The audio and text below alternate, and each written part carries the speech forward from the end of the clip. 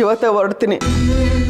ನನ್ನ ಮಗ ಕಳೆದೋದ್ನಲ್ಲ ಅಂತ ಹರಕೆ ಹೊತ್ಕೊಂಡಿದ್ದು, ಆದ್ರೆ ಈಗ ನಮ್ಮ ಜೀವನದಿಂದನೇ ಕಳೆದೋಗಿದ್ದಾನೆ. ಆದರೆ ನಾವು ಹೊತ್ತಿರೋ ಹರಕೆ ತಪ್ಪಿಸ್ಬಾರ್ದು ಅಂತ ಆ ದೇವ್ರಿಗೋಸ್ಕರ ಹೋಗ್ತಾ ಇದ್ದೀನಿ. ಲೇ, ದೇವ್ರಿಗೋಸ್ಕರ ಅಲ್ವೇ, ಮಗನಿಗೋಸ್ಕರ ಅಂತ ಹೇಳು. ಮನಸ್ಸಲ್ಲಿ ಪ್ರೀತಿ ಇದ್ದರೂ ಮಾತಿನಲ್ಲಿ ಮಾತ್ರ ಮುನಸು ಕೊಂಕು ಎಲ್ಲ ಇರುತ್ತೆ. ಹೋಗು ಹೋಗು, ರಾಮಣ್ಯಮ್ಮವರು ಮಾತು ಕೊಟ್ಟಿದ್ದಾರೆ. ಈ ಮುನಸು ಮನಸ್ತಾಪ ಎಲ್ಲ ಇನ್ನೂ ಜಾಸ್ತಿ ದಿನ ಇರಲ್ಲ. ಮೇಡಮ್, ಅವಳು ನಾವು ಅನ್ಕೊಂಡಾಗಿಲ್ಲ. ಅವಳು ತುಂಬ ಚಾಲಾಕಿ ಇದ್ದಾಳೆ. ಕಾಗೆ ಬೆಳ್ಳಗಿದೆ ಅಂತ ಹೇಳಿದ್ರೆ ಶ್ರಾವಣಿ ಹೇಳ್ತಿದ್ದಾಳೆ ಕಾಗೆ ಬೆಳ್ಳಗೆ ಇರೋದು ಅಂತ ನಂಬ್ತಿದ್ದಾರೆ. ಎಲ್ರಿಗೂ ಮಂಕ್ ಬೂದಿ ಎರಚಿದಾಳೆ, ಮೋಸ ಮಾಡ್ತಿದ್ದಾಳೆ ಮೇಡಮ್. ನಿಮ್ಮಣ್ಣ ಅವನನ್ನು ತನ್ನ ಕಡೆ ಎಳ್ಕೊಂಡಿದ್ದಾಳೆ ಮೇಡಮ್. ಹೀಗೆ ಬಿಟ್ರೆ ಮನೆಯವ್ರು ಎಲ್ಲರೂ ಅವಳನ್ನ ತಲೆ ಮೇಲೆ ಎತ್ಕೊಂಡು ಮೆರೆಸ್ತಾರೆ. ಇಲ್ಲ, ಹಾಗೆಲ್ಲ ಆಗಬಾರ್ದು, ಆಗಲ್ಲ. ಆಗ್ಬಾರ್ದು ಅಂತಂದ್ರೆ ಏನಾದರೂ ಮಾಡ್ಬೇಕಲ್ವಾ ಮೇಡಮ್? ನಾನು ಒಂದು ಪ್ಲಾನ್ ಮಾಡಿದ್ದೆ, ಅದೇನು ಮಾಡೋದು ಎಲ್ಲ ಉಲ್ಟಾಗೋಯ್ತು. ಏನ್ ಪ್ಲಾನು? ಏನಾಯ್ತು? ಏನ್ ಮಾಡಿದ್ರಿ? ಅದು ಇವ್ರಿಗಿರೋ ಕೋಪನ ಪ್ರೀತಿಯಾಗಿ ಹೇಗೆ ಬದಲಾಯಿಸ್ಕೊಳ್ಳೋದು ಅಂತ ನನಗೆ ಚೆನ್ನಾಗಿ ಗೊತ್ತಿದೆ. ನಾನು ನಡೀತಿರೋದು ಪ್ರೀತಿಯನ್ನು ಹೂವಿನ ಮೇಲೆ, ಅನ್ಯಾಯ ಅನ್ನೋ ಕೆಂಡದ ಮೇಲೆ ಅಲ್ಲ. ಏನಿಲ್ಲ ಬಿಡ. ಈಗ ನೀನೇನು ಮಾಡಬೇಕು ಅಂತ ಅನ್ಕೊಂಡಿದ್ಯಾ? ಗೊತ್ತಾಗ್ತಿಲ್ಲ ಮೇಡಮ್. ಶ್ರಾವಣಿ ಮನೆಯವ್ರಿಗೆ ತುಂಬಾ ಹತ್ರ ಆಗ್ತಿದ್ದಾಳೆ. ಹೇಗಾದ್ರೂ ಮಾಡಿ ಇದನ್ನ ತಡಿಬೇಕು ಮೇಡಮ್.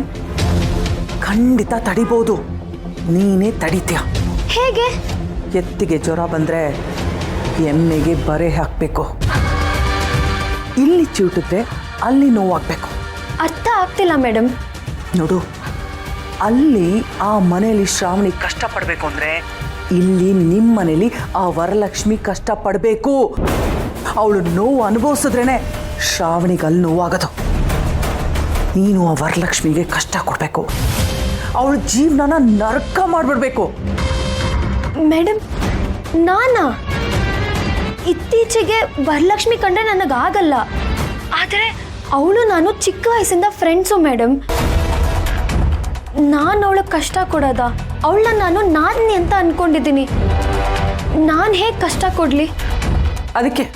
ಅದಕ್ಕೆ ನಿನ್ನನ್ನು ಪಾಪ ಅಂತ ಹೇಳೋದು. ಇದು ಸ್ವಾರ್ಥಿಗಳ ಪ್ರಪಂಚ. ಇಲ್ಲಿ ನೀನೊಬ್ಬಳೇ ಒಳ್ಳೆಯವಳಾಗಿದ್ರೆ ನಿನಗೇನೂ ಸಿಗೋದಿಲ್ಲ.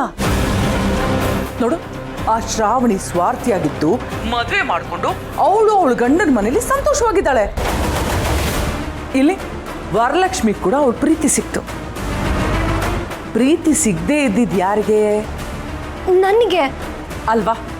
ನಿನಗೆ ನೀನು ಪ್ರೀತಿ ಸಿಗಬೇಕು ಅಂದರೆ ಇಲ್ಲಿ ವರಲಕ್ಷ್ಮಿ ಕಷ್ಟ ಅನುಭವಿಸ್ಬೇಕು. ಅಯ್ಯೋ ಶ್ರೀವಲ್ಲಿ, ನೀನು ಕಾಟ ಕೊಡಬೇಡ.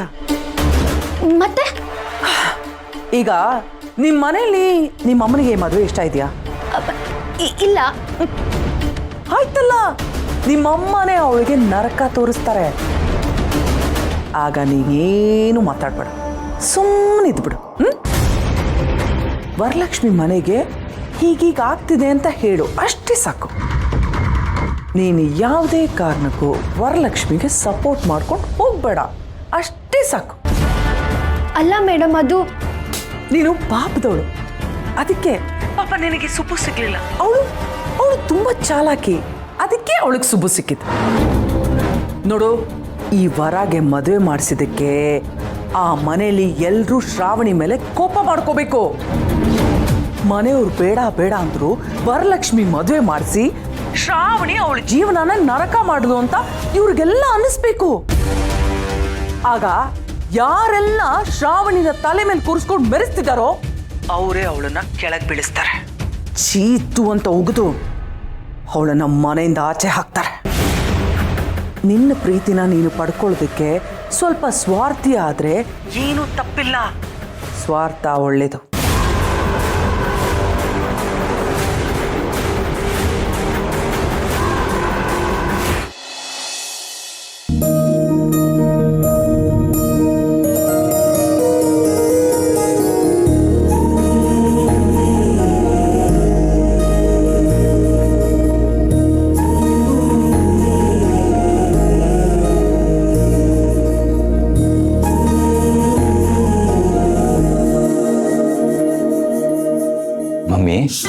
ಇಷ್ಟೊತ್ತಿನಲ್ಲಿ ಪೂಜೆ ಮಾಡ್ತಾ ಇದ್ದಾರೆ ಅಂದ್ರೆ ಏನಿರ್ಬೋದು? ಇವತ್ತೇನು ಶಿವರಾತ್ರಿನಾ? ಲೇ ತಂತ್ರ, ಶಿವರಾತ್ರಿ ಮುಗಿದು ಎಷ್ಟೋ ದಿನ ಆಯ್ತು ಕಣೋ. ಆದ್ರೂ ಇಷ್ಟೊತ್ತಲ್ಲಿ ಪೂಜೆ ಮಾಡ್ತಿದ್ದಾರೆ ಅಂದ್ರೆ ಬೇರೆ ಕಾರಣನೇ ಇರುತ್ತೆ ಕಣೋ. ಅಂದ್ರೆ ಮಠ ಮಂತ್ರ ಮುಚ್ಚಿಕೊಳ್ಳಿ.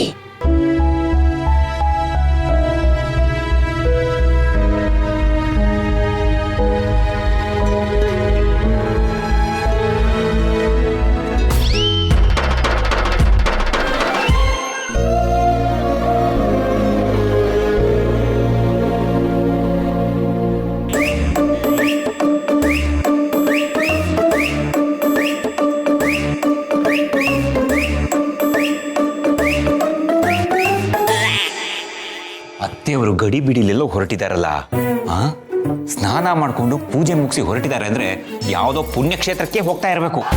ಎಂಥ ಮಾತಾಡ್ದಿಲ್ಲೋ ಸುಂದರ ದರಿದ್ರ, ಕರೆಕ್ಟಾಗಿ ಹೇಳಿದೆ ನೋಡು. ಈ ವಿಶಾಲವಾದ ಅಕ್ಷಿ ಸ್ನಾನ ಮಾಡಿ ಪೂಜೆ ಮಾಡಿ ಲಗೇಜ್ ತಗೊಂಡು ಅವಸರವಾಗಿ ಹೋಗ್ತಾ ಇದ್ದಾಳೆ. ಆ ಕಡೆ ಕಾರ್ತಿಕೇಯನು ಸ್ನಾನ ಮಾಡ್ತಿದ್ದಾನೆ ಅಂದ್ರೆ ಇಲ್ಲೇನೋ ನಡೀತಿದೆಯಲ್ಲ.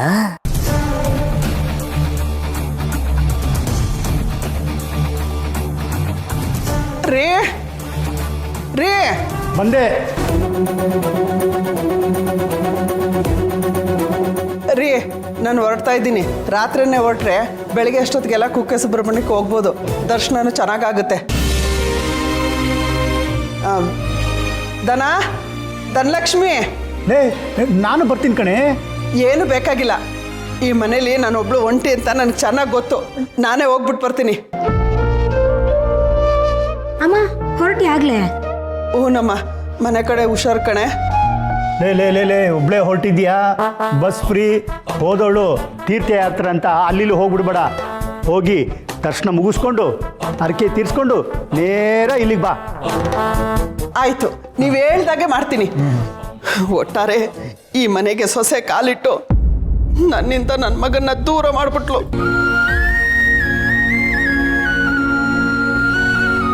ಹುಷಾರು ಕಣೆ.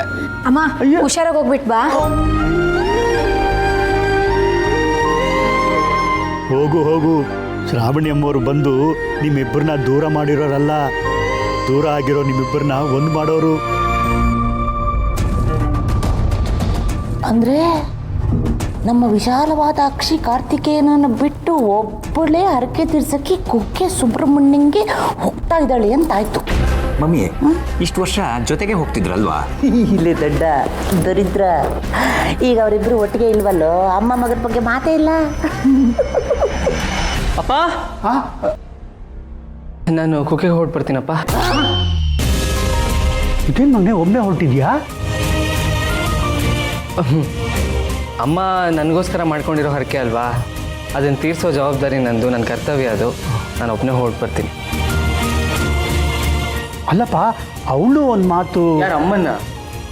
ಅಮ್ಮನಿಗೆ ನನ್ನ ಮೇಲಿರೋ ಕೋಪಕ್ಕೆ ನಾನು ಎಷ್ಟು ಕರೆದ್ರೂ ಬರಲ್ಲ, ಖಂಡಿತವಾಗ್ಲೂ ಬರಲ್ಲ. ನಾನು ಒಬ್ಬನೇ ಹೊರಟ್ಬಿಡ್ತೀನಿ. ಹುಷಾರಪ್ಪ, ಬಸ್ಸಲ್ಲಿ ಹೆಂಗಸರಿಗೆ ಫ್ರೀ, ಸಿಕ್ಕಾಬಟ್ಟೆ ರಶ್ ಇರುತ್ತೆ, ನೋಡ್ಕೊಂಡು ಹೋಗಪ್ಪ. ಅದಕ್ಕೆ ನಾನು ಲಾಸ್ಟ್ ಬಸ್ಗೆ ಹೋಗ್ಬಿಡ್ತೀನಿ. ಎಷ್ಟು ಲೇಟ್ ಆದರೂ ಪರವಾಗಿಲ್ಲ, ದರ್ಶನ ಮಾಡ್ಕೊಂಡು ಬಂದರೆ ಸಾಕು. ಬರಲ್ಲ? ಆಯ್ತಪ್ಪ. ಮನೆ ಕಡೆ ಹುಷಾರು. ಹಾಂ.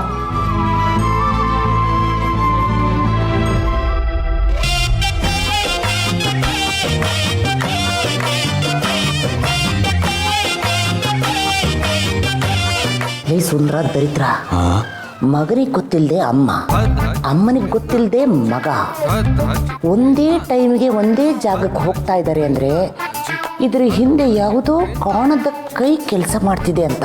ಅದಕ್ಕೆ ಯಾವುದಿರ್ಬೋದು ಅಂತ ನನಗೆ ಗೊತ್ತಾಗ್ತಿಲ್ಲ. ಮಾವ, ನಾನು ರೆಡಿ. ಬಂದೆಮ್ಮ. ನಾನು ರೆಡಿ ಕಣಮ್ಮ. ಸರಿ ಮಾವ, ಹಾಗಾದ್ರೆ ಹೊರಡಲ್ವಾ? ಸವಾರಿ ಎಲ್ಲ ಹೊರಟಾಗಿದೆ. ಎಲ್ಲಿಗೆ ಅಂತ ಕೇಳಬಾರ್ದು, ಅದು ನನಗೆ ಗೊತ್ತಿದೆ. ಅದಕ್ಕೆ ನೀವೇ ಹೇಳ್ಬಿಡಿ ಎಲ್ಲಿಗೆ ಅಂತ. ಕುಕ್ಕೆ ಸುಬ್ರಹ್ಮಣ್ಯಕ್ಕೆ. ಕುಕ್ಕೆ ಸುಬ್ರಹ್ಮಣ್ಯಕ್ಕ. ಮೊದಲು ವಿಶಾಲಾಕ್ಷಿ, ಆಮೇಲೆ ಕಾರ್ತಿಕೇಯ, ಈಗ ನೀವಿಬ್ರು ಸಪ್ರೇಟಾಗಿ ಹೋಗ್ತಾ ಇದ್ದೀರಾ. ಏನಕ್ಕೆ? ಕುಕ್ಕೆ ಸುಬ್ರಹ್ಮಣ್ಯಕ್ಕೆ ಏನಕ್ಕೆ ಹೋಗ್ತಾರೆ? ದೇವ್ರ ದರ್ಶನ ಮಾಡೋಕ್ಕೆ, ಹರಕೆ ತೀರಿಸೋಕ್ಕೆ, ದೋಷ ಕಳೆಯೋದಕ್ಕೆ. ಹಾಗೆ ನಿಮಗೆ ಒಳ್ಳೆ ಬುದ್ಧಿ ಬರಲಿ ಅಂತ ದೇವ್ರ ಹತ್ರ ಕೇಳ್ಕೊಳ್ಳೋದಕ್ಕೆ. ಹೊಡಲ್ವಾ ಮಾವ? ಹ್ಞೂ ಅಮ್ಮವ್ರೆ.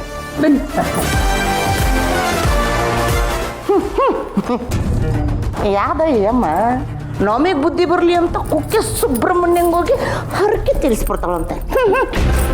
ಮಮ್ಮಿ ಇವರೆಲ್ಲ ಸುಮ್ಮನೆ ಈ ಥರ ಬೇರೆ ಬೇರೆ ಹೋಗೋದ್ರ ಬದಲಾಗಿ ಆಟೋದಲ್ಲೋ ಕ್ಯಾಬಲ್ಲೋ ಒಟ್ಟಿಗೆ ಹೋಗಿದ್ದಿದ್ರೆ ಕಾಸು ಮಿಕ್ಕಿರೋದಲ್ವಾ? ಲೇ ದರಿದ್ರ, ಯಾವಾಗಲೂ ಕಾಸು ಬಗ್ಗೆನೇ ಯೋಚನೆ ಮಾಡ್ತೀಯಲ್ಲೋ.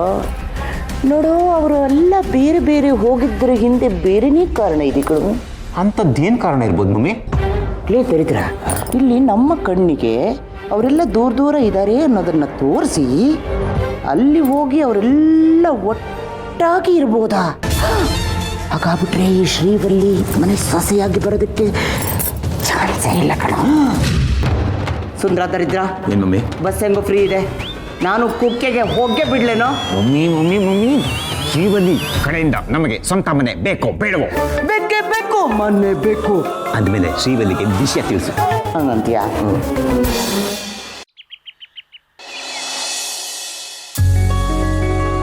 ಅಪ್ಪ ನಾನು ಆಫೀಸಿಗೆ ಹೋಗ್ಬಿಟ್ಟು ಬರ್ತೀನಿ. ID ಕಾರ್ಡ್ ಎಲ್ಲ ತೊಗೊಂಡ್ಯಾ?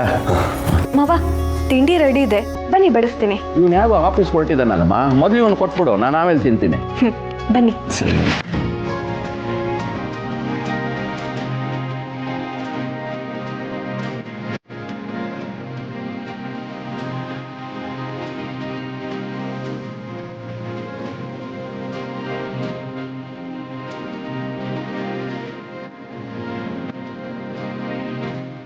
ಓ, ಏನ್ ವರ, ನಿನಗೆ ನಿನ್ ಗಂಡ ಮಾತ್ರ ನಿನ್ ಕಣ್ಣಕ್ ಕಾಣಿಸದಾ? ನಾವ್ಯಾರು ನಿನ್ ಕಣ್ಣಕ್ ಕಾಣಿಸದೇ ಇಲ್ವಾ? ದಿನ ನಾವೆಲ್ಲ ಒಟ್ಟಿಗೆ ಕುತ್ಕೊಂಡೆ ತಿಂಡಿ ಮಾಡ್ತಿದ್ದಿದ್ದು, ಇವಾಗ ಇವನೊಬ್ಬನ್ನೇ ಕೂರಿಸಿ ತಿಂಡಿ ಹಾಕೊಡ್ತಿದ್ಯಾ? ನಮ್ಮ ಅಣ್ಣನ್ನ ನಮ್ಮಿಂದ ದೂರ ಮಾಡೋ ಪ್ಲಾನಾ? ಛೇ, ಹಾಗೆಲ್ಲ ಏನಿಲ್ಲ ಶ್ರೀವಲ್ಲಿ, ನಿಮ್ಮನ್ನು ಕರೆಯಕ್ಕೆ ಅಂತ ಬಂದೆ. ಆದ್ರೆ ಇವರು ಆಫೀಸ್ ಹೊರಟಿದ್ರಲ್ವಾ, ಅದಕ್ಕೆ ಬಡಿಸ್ತಿದ್ದೆ ಅಷ್ಟೇ. ಸುಮ್ಮನೆ ಇರೋ ವರ, ಎಲ್ಲದಕ್ಕೂ ನೆಪ ಹೇಳ್ಬೇಡ ನೀನು. ನಿನಗೆ ನನ್ನ ಮತ್ತೆ ಅಮ್ಮನ್ನ ತಿಂಡಿ ಕರೆಯೋದಕ್ಕೆ ಇಷ್ಟ ಇಲ್ಲ ಅಂತ ಹೇಳು. ನಮ್ಮ ಮಧ್ಯೆ ತಾರತಮ್ಯ ಮಾಡ್ತಿದ್ಯಾ ಅಂತ ಹೇಳು. ಇಲ್ಲ ಶ್ರೀವಲ್ಲಿ, ನೀನ್ ಸುಮ್ಮನೆ ತಪ್ಪು ತಿಳ್ಕೊಂತಿದ್ಯಾ ಅಷ್ಟೇ. ನೀನ್ ಯಾವಾಗ್ಲೂ ಲೇಟಾಗಿ ತಿಂಡಿ ತಿನ್ನೋದಲ್ವಾ, ಅದಕ್ಕೆ ಬಡಿಸ್ತಿದ್ದೆ. ಸುಮ್ಮನೆ ಇರುವರ, ನಾನು ಯಾವಾಗ ತಿಂತೀನಿ, ಎಷ್ಟೊತ್ತಕ್ಕೆ ತಿಂತೀನಿ, ಏನ್ ತಿಂಡಿ ತಿಂತೀನಿ, ಇದೆಲ್ಲ ನೀನೇ ಡಿಸೈಡ್ ಮಾಡ್ತಿದ್ಯಾ? ಸರಿ ಆಯ್ತು, ಇನ್ಮೇಲಿಂದ ನೀನು ಹೇಳ್ದಂಗೆ ಕೇಳ್ಕೊಂಡೇ ಇರ್ತೀನಿ ಬಿಡು. ಹೇಗಿದ್ರು ನಮ್ಮ ಮನೆಗೆ ಸೊಸೆ ಆಗಿ ಬಂದಿದ್ಯಾ ಅಲ್ವಾ, ಅಧಿಕಾರನ ಚಲಾಯಿಸ್ತಿದ್ಯಾ.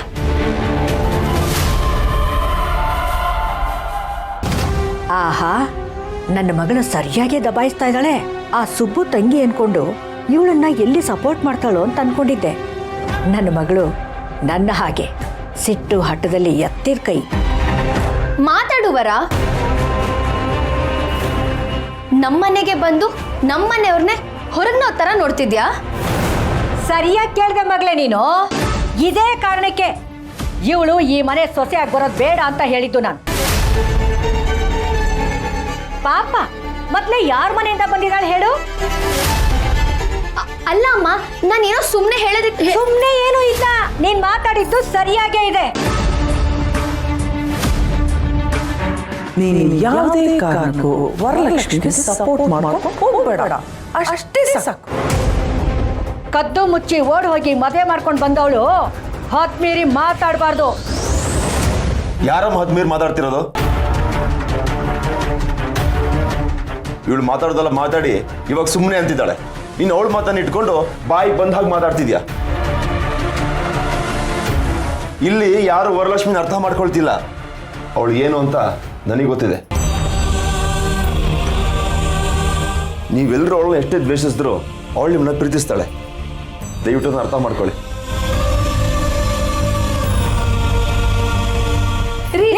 ತಿಂಡಿ ಬರ್ತಾ ನಿಂತ್ಕೊಳ್ಳೋ, ನಿಂತ್ಕೊಂಡು ಮಾತಾಡಿ. ಯಾಕೆ ಹೋಗ್ತಿದ್ಯಾ ನೀನು? ಅಯ್ಯೋ ಅಯ್ಯೋ ಅಯ್ಯೋ ಅಯ್ಯೋ, ಹೆತ್ತ ತಾಯಿ ಎದುರುಗಡೆ ಇಷ್ಟು ಜೋರಾಗಿ ಮಾತಾಡೋಷ್ಟು ಧೈರ್ಯ ಬರ್ತೇನೋ ನಿನಗೆ? ನನಗ್ ಗೊತ್ತು ಇದು ನಿಂದಲ್ಲ ಅಂತ. ನೀನ್ ಬರ್ತಿದ್ದ ಹಾಗೆ ನೀನ್ ಹೆಂಡತಿ ರೀ ಹಂಗೆ ರೀ ಹಿಂಗೆ ರೀ ನಿಮ್ಮಮ್ಮ ಹಿಂಗಂದ್ರು ಮಾತಾಡ್ರಿ ನೀವು ಅಂತ ಹೇಳ್ಕೊಟ್ಟ.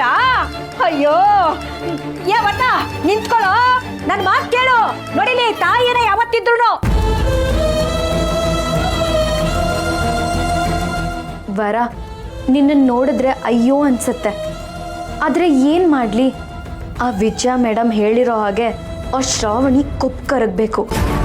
ಸುಬ್ಬುನ ನಾನು ಪಡ್ಕೋಬೇಕು ಅಂದರೆ ನಾನು ನಿನ್ನ ಹತ್ರ ಈ ರೀತಿ ಎಲ್ಲ ನಡ್ಕೋಬೇಕು.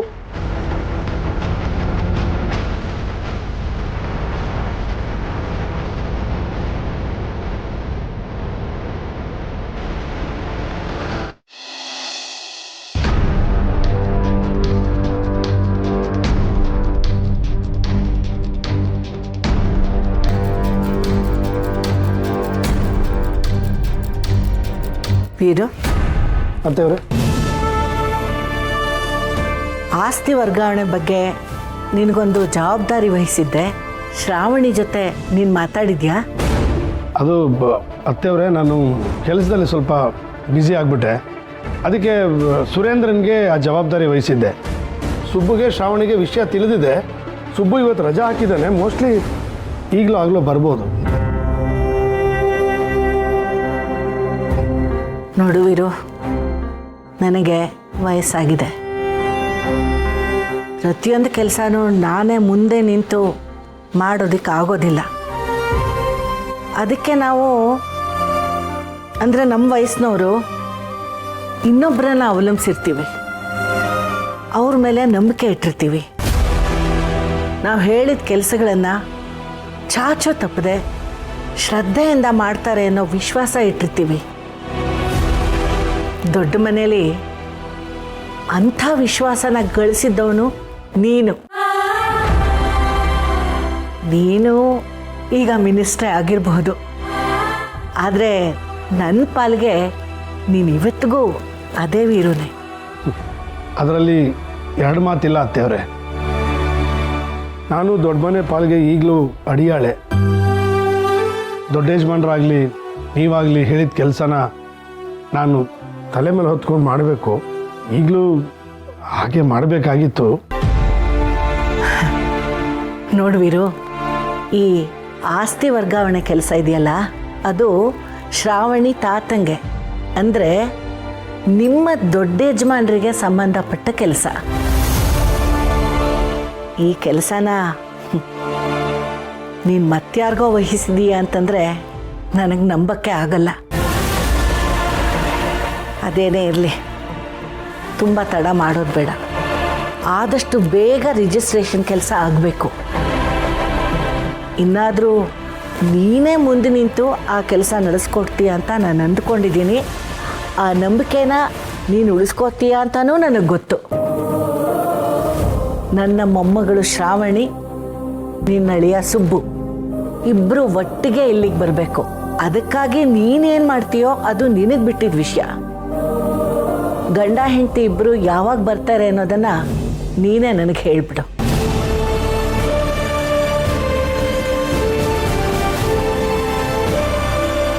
ವೀರು, ಈಗಲೂ ನನಗೆ ನಿನ್ನ ಮೇಲೆ ಅದೇ ವಿಶ್ವಾಸ ಇದೆ, ಅದೇ ನಂಬಿಕೆ ಇದೆ.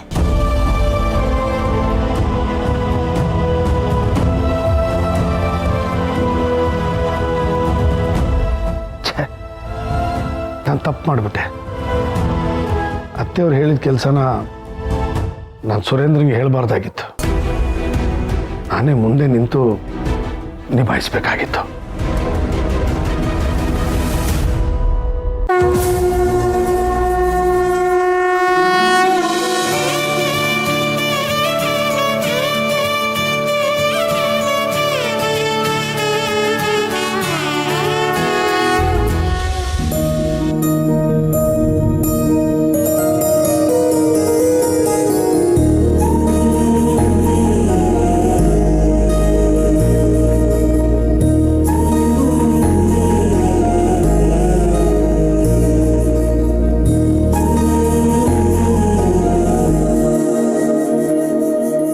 ಅಬ್ಬಬ್ಬಾ ದೇವ್ರೆ, ಬೆಳಿಗ್ಗೆ ಬೆಳಿಗ್ಗೆ ಎಷ್ಟೊಂದು ಬಿಸಿಲಪ್ಪ.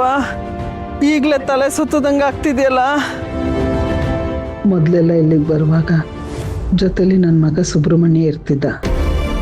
ಒಂದು ಸ್ವಲ್ಪನೂ ಬಿಸಿಲು ತಾಗದೇ ಇರುವಂಗೆ ಛತ್ರಿ ಹಿಡ್ಕೊಂಡು ಜೊತೆಲೇ ಕರ್ಕೊಂಡು ಹೋಗ್ತಿದ್ದ.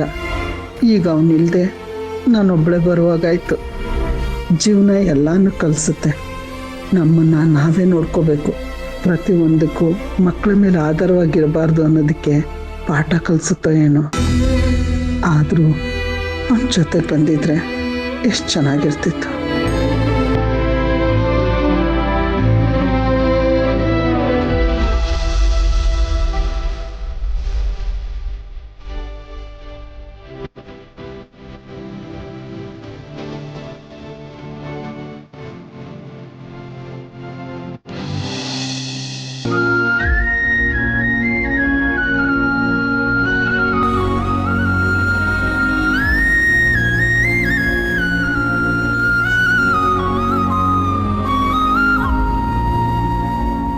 ಪ್ರತಿ ಸರಿ ಇಲ್ಲಿಗೆ ಬರುವಾಗ ಅಮ್ಮ ಜೊತೆಲಿರ್ತಿದ್ರು.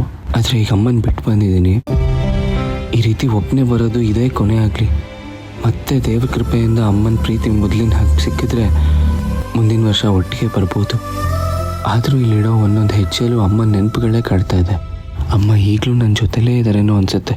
ಇರಲಿ, ಅಮ್ಮಂಗೋಸ್ಕರ ನಾನು ಈ ಹರಕೆ ತೀರ್ಸಕ್ಕೆ ಬಂದಿದ್ದೀನಿ. ಮನಸ್ಸನ್ನು ಗಟ್ಟಿ ಮಾಡಿಕೊಂಡು ಅಮ್ಮನ ನೆನಪಲ್ಲೇ ಈ ಹರಕೆ ತೀರಿಸ್ತೀನಿ.